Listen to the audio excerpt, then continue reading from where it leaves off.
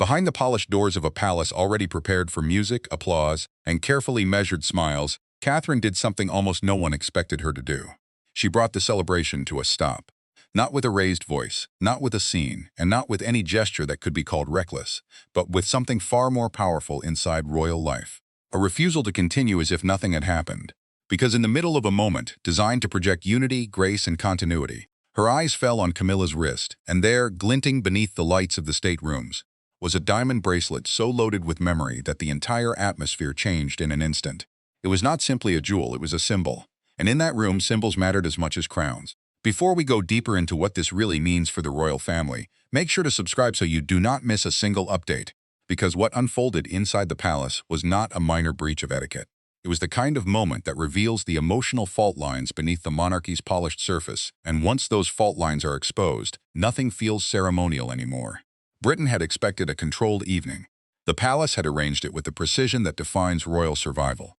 Every candle placement, every route through the corridor, every sequence of greetings had been set in advance. A palace celebration is never just a celebration. It is a signal.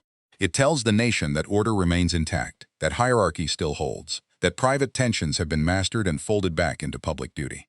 That mattered because the monarchy can survive disagreement, but it cannot easily survive visible disorder, and yet in the space of a single glance, disorder arrived. Witnesses would later say the change was immediate, though almost invisible to anyone not trained to watch royal faces. Catherine's expression did not collapse.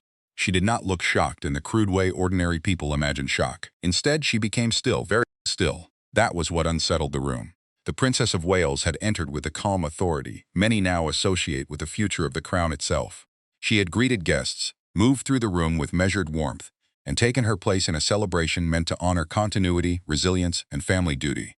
Then she saw the bracelet, and the warmth vanished. Not publicly, not theatrically, but unmistakably. Camilla, for her part, appeared composed. She was speaking to one of the senior guests when the light caught the diamonds. Some said she did not immediately realize what Catherine had noticed. Others believed she knew exactly what she was doing the moment she chose to wear it. That was the question spreading through the room before anyone dared speak it aloud. Was this a mistake of styling, an innocent selection from the vaults and private cases available to a queen? Or was it something colder, more deliberate, and therefore far more dangerous inside a family already burdened by memory? The answer mattered, because this was not just any piece of jewelry. In royal life, jewels are language. A tiara can honor a branch of history. A brooch can signal alliance. A pearl necklace can soften a public message. A bracelet linked in the public imagination to Diana carries something even heavier: grief, inheritance, and unresolved emotional ownership. The country sees diamonds, the family sees history. And history, in that palace, is never sleeping. Catherine did not step forward, she did not accuse, she did something far more devastating. She paused the line of movement through the room, turned quietly to a senior aide, and spoke words so low that only a few nearby could hear them. But what followed confirmed their seriousness. The music did not continue. A planned sequence of remarks was delayed. Staff shifted position. Several guests were guided away from the center of the room, under the pretense of a timing adjustment. In ordinary life, that might mean nothing. In palace life, it means everything. A time disruption is a warning that something inside the mechanism has jammed. William knew before almost anyone else that the evening had changed. He had been only a short distance away, engaged in conversation, when he looked over and saw Catherine's face. That was enough. Those who have watched royal marriages closely over the years understand this much. Some couples rely on speech, while others rely on signals so small that outsiders miss them. William saw the signal. He crossed the room without haste, because haste would have created a tension, but he crossed it with purpose. By then, the silence had already deepened. The country would later hear only fragments. It always does. A delayed reception, a rearranged appearance, a shorter sequence than expected. The palace machine is designed to smooth events into something digestible. But inside that room, the truth was more painful. Catherine was not reacting to fashion. She was reacting to what the bracelet represented in that exact setting. A celebration intended to project royal harmony had suddenly become a stage for an old wound, and not just any wound. Diana remains more than memory inside the House of Windsor. She remains a reference point, a measure, a shadow, and for some, a moral claim. William's first words to Catherine were said softly, but the urgency beneath them was obvious. He asked what had happened, though he already suspected the answer. Catherine did not point. She did not need to. One look was enough. He followed her gaze, saw Camilla's wrist, and those nearest later described his expression as changing with startling speed. Not outrage at first. Recognition. Then something harder. The kind of hard silence that appears when emotion and protocol collide. No one raised their voice, but the air changed so sharply that even guests on the edge of the room sensed it. The laughter that had filled the chamber a few moments earlier fell away. Senior household figures began moving with the peculiar calm that only exists when a palace crisis is trying not to become visible. A household is not simply a domestic staff.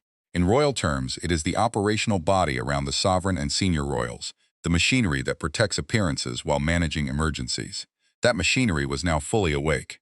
But to understand why Catherine's reaction mattered so much, it is necessary to go back. The story did not begin with that bracelet glinting under palace lights. It began much earlier, in the slow and often invisible struggle over who controls memory inside a monarchy that depends on continuity, but is haunted by competing versions of the past. For years, Catherine had carried a burden few people properly named. The public saw elegance, patience, and the calm discipline of a future queen. Inside the institution, however, her position was more delicate. She was expected to embody modern warmth while preserving ancient restraint. She had to honor the memory of the woman who came before her in the public imagination without appearing to imitate her. She had to support William without allowing his personal grief to dominate the future of the crown. She had to walk beside history without being swallowed by it.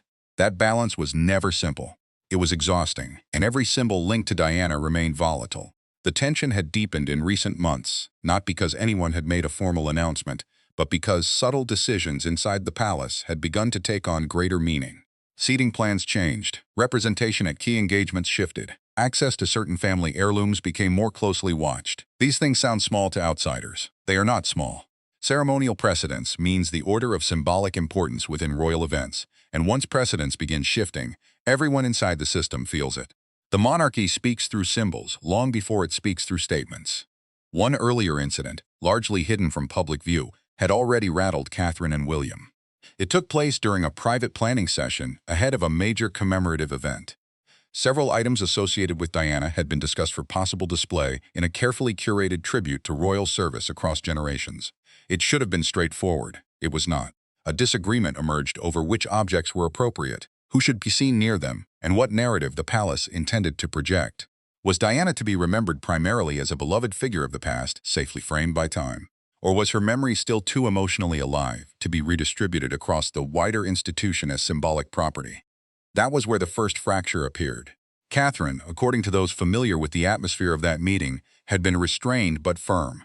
She believed some objects connected too deeply to William's mother to be used casually for institutional theater. William was said to be even clearer. Memory could be honored, yes. It could not be repurposed to flatten emotional truth into decorative continuity. Others, however, took a different view. The crown does not like sentimental ownership. It prefers absorption. It turns personal history into state symbolism whenever it can. That is how institutions survive. Camilla had occupied an especially sensitive place inside that debate, whether openly or not.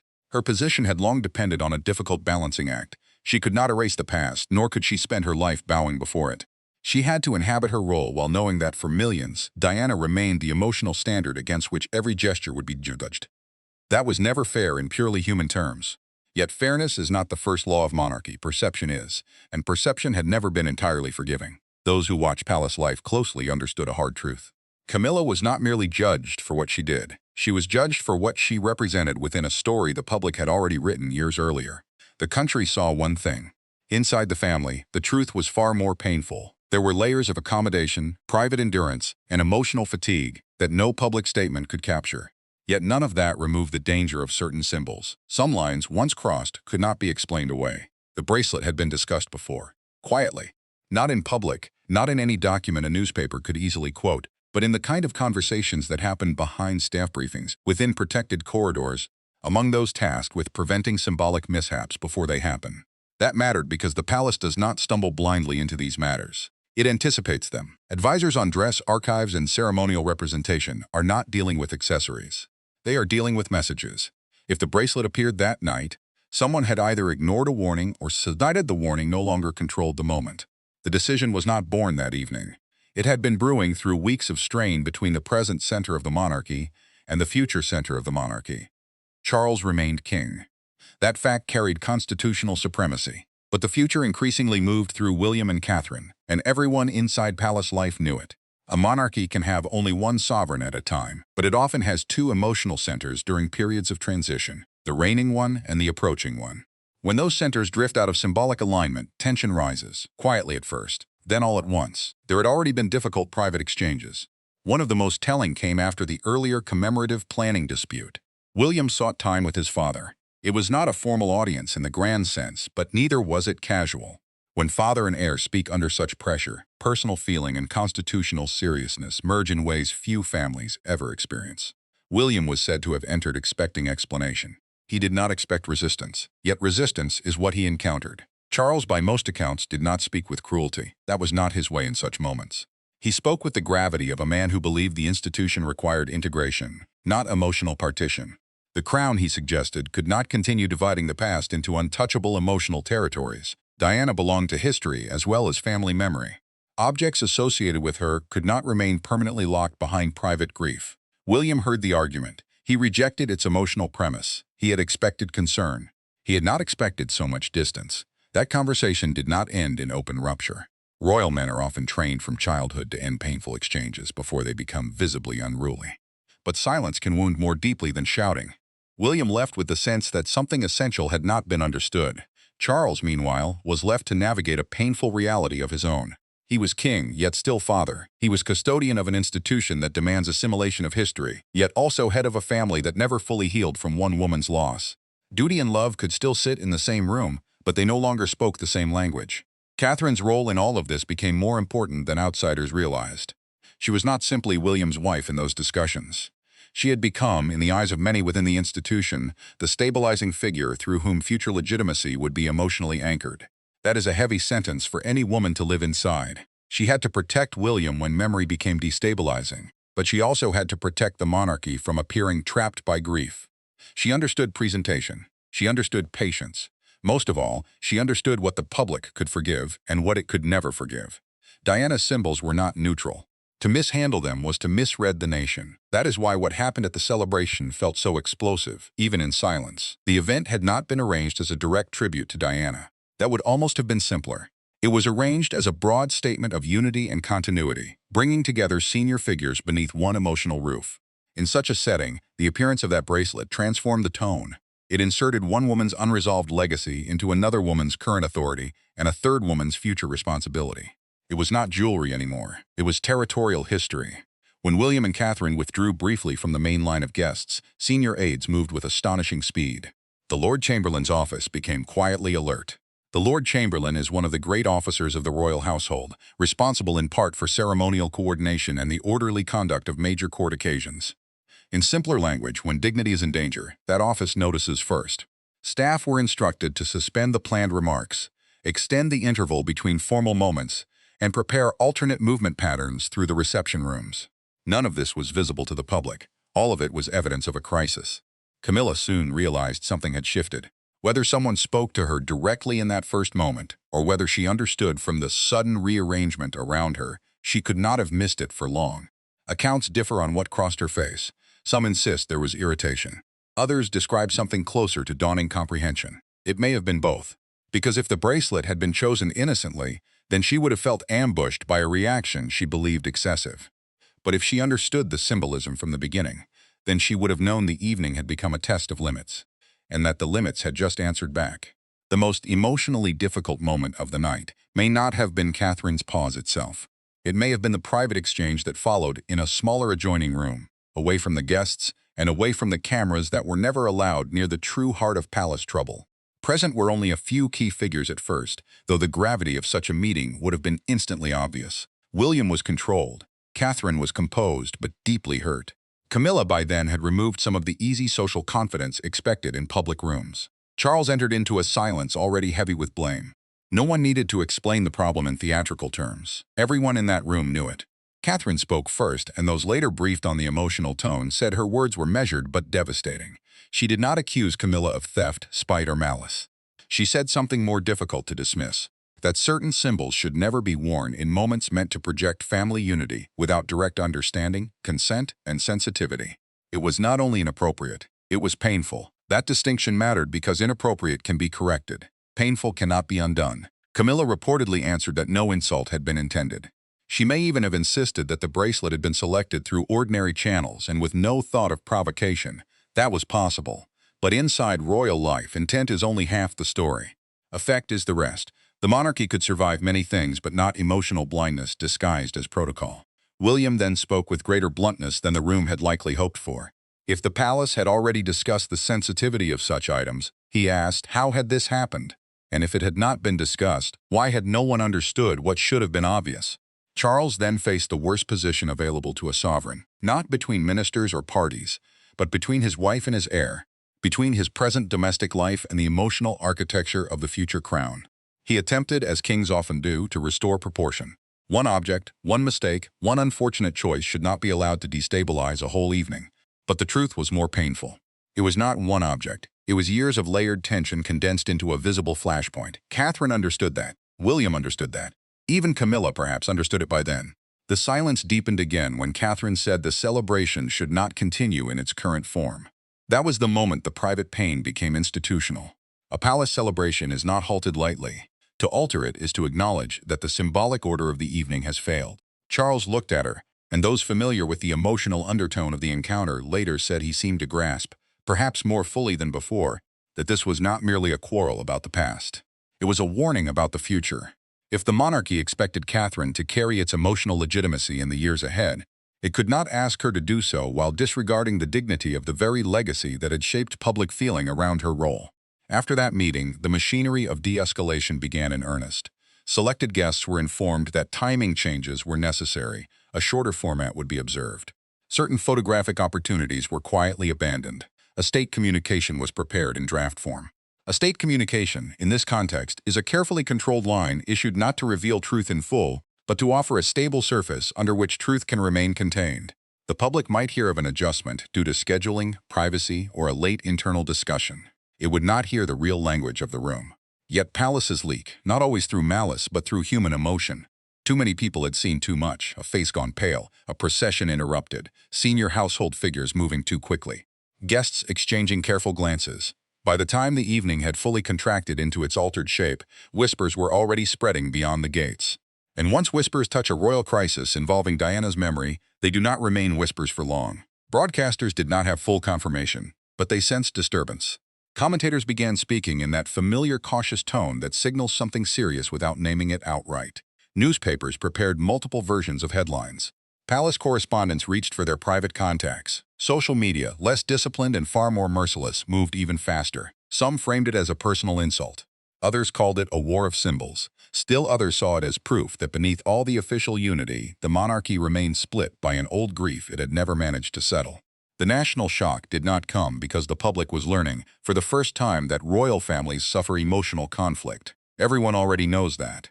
The shock came because the conflict appeared to center on a symbol tied to Diana, and because the figure responding most decisively was Catherine. That changed the emotional equation at once.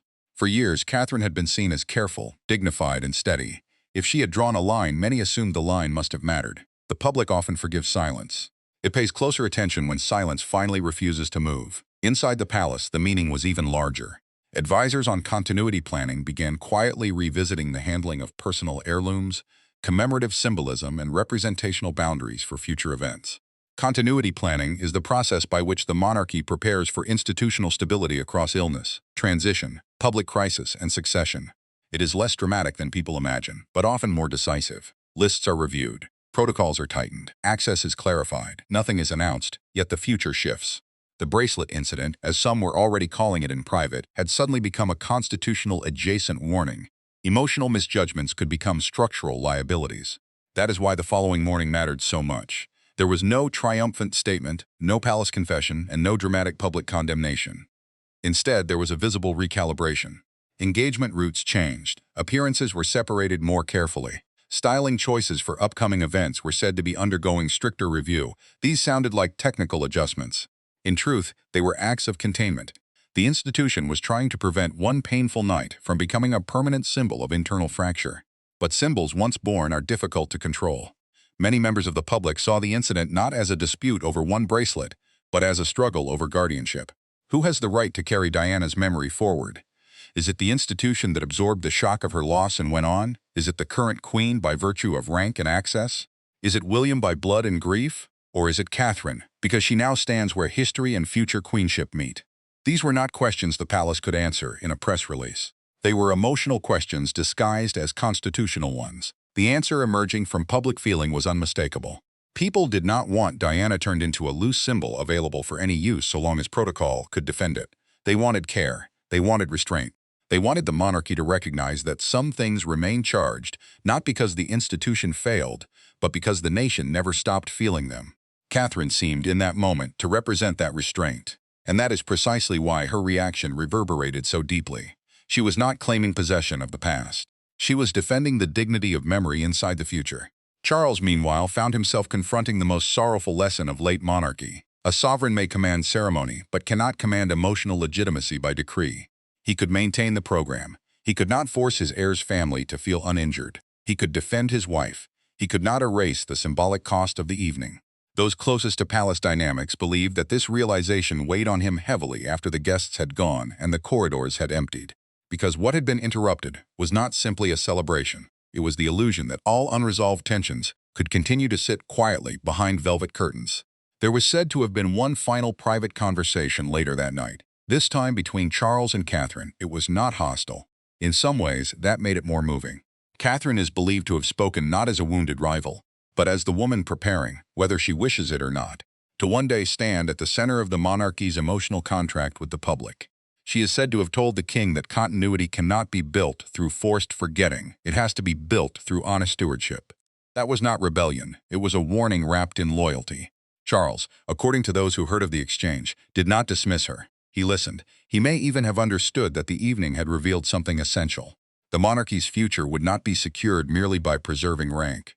It would be secured by showing that rank still knows where tenderness must stop ambition, where memory must not be treated as an available instrument, and where family pain still deserves protection even inside an institution built on endurance.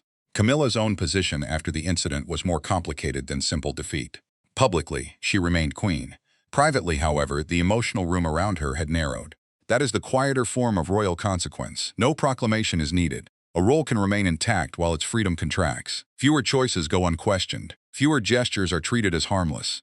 The operational dismantling of confidence often begins not with a title removed, but with an atmosphere altered. After that night, the atmosphere around her had undoubtedly changed. William emerged from the crisis more certain of one thing than ever before. The future reign he and Catherine would one day inherit could not be built on unresolved symbolic confusion. Preparation would have to mean more than succession charts, speeches, and diplomatic readiness. It would also mean guarding emotional boundaries the present system had sometimes blurred. Succession meant not just who wears the crown next, but what moral climate surrounds that transfer. A throne passes by law. Authority survives by trust.